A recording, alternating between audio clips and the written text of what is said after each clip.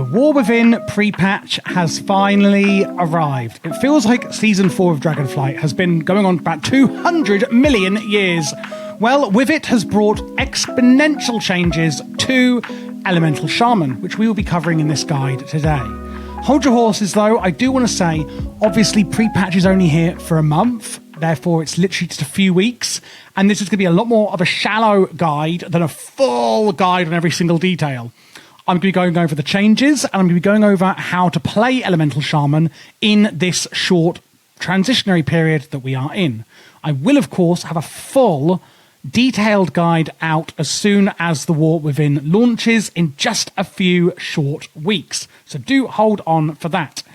However, let's start looking then at the changes that are actually now coming in with pre-patch for Elemental Shaman. TLDR, it's all been thrown in the bin and redone. It's literally completely and utterly different. Now it has been simplified though.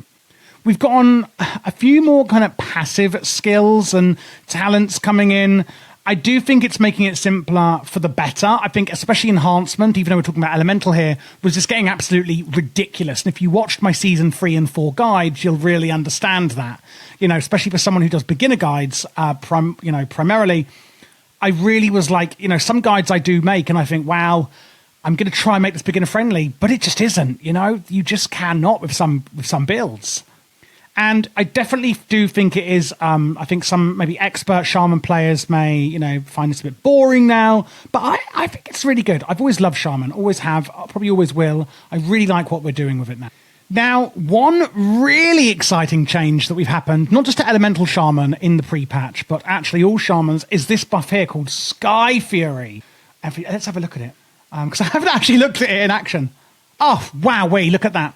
So basically, harness the fury of the Wind Lord himself to grant a target ally 2% mastery and empower their auto attacks to have a 20% chance to instantly strike the target again for an hour. If the target's in your party or raid, all raid and party members will be affected. This means Shamans now bring a raid-wide buff, just like mages, just like druids, etc., etc. So do Shamans. And I love this buff. I think this is amazing. I really love that, you know, in Mythic Plus, it can be really difficult sometimes who to bring for these kind of raid buffs. And I do like that everyone has something unique, but at the same time, certain classes can still feel lacking. And I'm very big on keeping classes unique and not everyone having something, you know, but at the same time, yeah, I really, really do love this. It's really exciting. So the new pre-patch build, it does actually lean even more into Lava Burst than it did before. Sorry to say if you hated it, but that's the way the cookie crumbles. I actually really do quite like it. I'm going to go through like a short and sweet kind of rotation. Again, we're only in this for like 4 weeks, so I'm not going to go through like a huge in-depth rotation that you need to learn. We're going to be keeping it quite simple, really, for how we're playing it in the pre-patch for the War Within.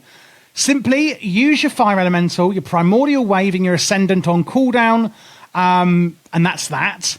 If you're not sure what these do, Fire Elemental calls for Fire Elemental. While it's active, Flame Shock deals damage even faster. And newly applied Flame Shocks last even longer, which I've just realised I haven't even put on my bar to show you. Do keep your Flame Tongue weapon up on your weapon, funnily enough, at all times, by the way. I'm just going to grab Liquid Magma Totem. You can make the video with me, guys, don't worry. And then we're just going to pop that in. Move these all along a bit. I'll move this one off for you. Oh, fabulous. Okay, there we go. So we're going to use our Fire Elemental, our Primordial Wave, and our Ascendant pretty much on cooldown, I would say. If we look at Primordial Wave here, you're going to blast target Primordial Wave, dealing elemental damage and applying Flame Shock to them. This is your Flame Shock here. We are going to be automatically applying it with Primordial Wave. Your next Lava Burst will also hit all targets affected by Flame Shock for 80% of the normal damage.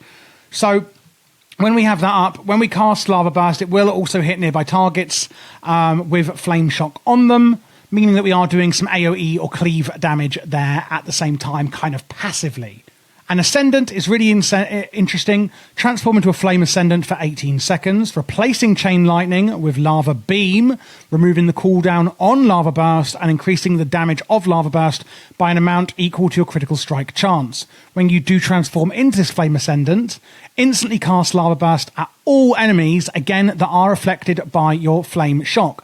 Either if it's put on from your Primordial Wave, or if it is put on from your flame shock itself. You can see it in action here. When we use Lava Burst, it will go over to that second target as well, because they all have flame shock on them by one means or another. If you're doing AoE, I like to put your liquid magma totem up, and you can use it in single target as well, even if you want. Summons a totem at the target location, erupting, dealing fire damage. It's beautiful, as you can see it here. Applying flame shock to 3 enemies within 8 yards. So in AoE, you can go in with liquid magma totem to apply all of those flame shocks for you, whereas Primordial Wave would be the best way to do it for single target, and then applying any flame shocks to them if we're moving around in AoE, and liquid magma totem is on cooldown. After that, we're going to use Lava Burst pretty much whenever we're getting a proc on it, which is going to be from your Lava Surge here. Flame Shock, periodic damage, has a chance to reset the cooldown on Lava Burst and cause your next Lava Burst to be instant. Now, we should be using Lava Burst on cooldown anyway, so whenever you see it up or whenever you see it proc, then we are going to be using it. Now, while you are actually casting all of your spells, you are going to be generating something called Maelstrom, which you can see on the weak aura here. By the way, that is in the description for you. Also, if you would like to get my UI, while we're talking about UIs, you can get that on my Patreon, if that is something you would wish. And, you know, it just helps really support the channel. Woohoo for that! So when you've got your Maelstrom up, you can see here we're gonna generate some using our Lava Burst. Whenever it gets to 80, that's what we're going to spend it on here, Elemental Blast. You can either use Earthquake for AoE, Earthquake or Earthquake actually in here. The talents are a bit buggy in the pre-patch. As you can tell, it's fine. So we're going to use Earthshock or Elemental Blast. I like to go with Elemental Blast for the pre-patch, but do use Earthquake in AoE. So whenever we can, we're going to use our Elemental Blast. You also have a chance with your Ice Fury. Where is it? I like this new spellbook, but it can be a bit hard to find stuff sometimes. Okay, let's just look in the talents then. It should be showing in the passives. Maybe I'm blind. Casting Lava Burst has a chance to replace your next Frost Shock with Ice Fury, and that can stack. What does Ice Fury do? It has a frigid ice at the target, dealing frost damage, and causing your next 2 Frost Shocks to deal increased damage and generate more Maelstrom. That's your Frost Shock here. TLDR, that will happen. You know, sometimes it'll transform into Ice Fury when using a Lava Burst. I feel like this is going a bit all over the place. Let's just recap on what we're doing here. We're going to use our Fire Elemental on cooldown and Ascendant on cooldown, using single target, Flame Shock with Primordial Wave. If not, keep it up on targets with, you know, Flame Shock itself. Using Lava Burst literally on cooldown and whenever it procs, which will be included on using it in cooldown. Then using our Elemental Blast whenever we can. We've been getting a lot of lava bursts out here when you are in Ascendant. As you can see, it's absolutely bonkers. Using your Elemental Blast after that, using your Ice Fury after that, and then basically using your Lightning Bolt as a filler. I like to use Liquid Magma and Earthquake in AoE. That is pretty much the main rotation we are going to be following for the pre-patch. So again, use your Fire Elemental, use your Ascendant on cooldown, use your Primordial Wave to get your Flame Shock up. Otherwise, use Flame Shock on its own and make sure it's on all targets and keep it up on all targets. Use your Lava Burst absolutely on cooldown and whenever you get a proc from it. Use your Elemental Blast whenever you can, and then use your Ice Fury and procced Frost Shocks. And then just using Lightning Bolt as a filler. As you can see, there's a lot of stuff proccing. If you're getting all a bit, oh my god, there's so much happening, and you're getting confused, just follow the rotation as I've said it, from left to right. So literally, Fire Elemental, Primordial Wave, keep up your Flame Shock, use your Lava Bursts on cooldown, and then whenever you have enough Maelstrom, use your Elemental Blast. Again, then going back to Lava Burst, using my Frost Shock, and whenever we get a Ice Fury from it. Otherwise, so here, your filler is not Lightning Bolt, it's going to be Frost Shock and Ice Fury because it's procced. Otherwise, we're going to be using Lava Burst and then Elemental Blast. So you're not going to be able to get many Lightning Bolts in, especially if your Ice Fury is proccing on your Frost Shock, but that is the rotation we are going to be following for the pre-patch. Now again, I will have a full in-depth Raid and Mythic Plus guide out as soon as the War Within drops, so make sure you check back on this channel. If you are looking for other guides for pre-patch, including all the changes, check them out in this playlist here.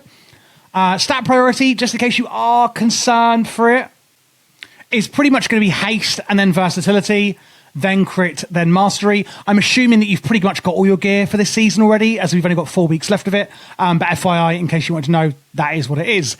If you would consider subscribing to the Patreon, I would absolutely massively appreciate it. To get all of my PvP and PvE guides out for the War Within, I have now hired a team behind me and an editor, etc. Meaning the more Patreons we get, the quicker we can get those videos out, because there are, you know, big costs to pay. If you did enjoy this video, leave a thumbs up. If you didn't, leave a thumbs down. I appreciate you watching either way. And if you do need any help at all with any of the rotations, again, you can join Patreon for that, and you can get my UI, and I will help you install it if you would like it. Obviously, excluding this big bar in the middle, unless you really want it. You can get that on there as well. Thanks for watching, and I will see you guys in the War Within.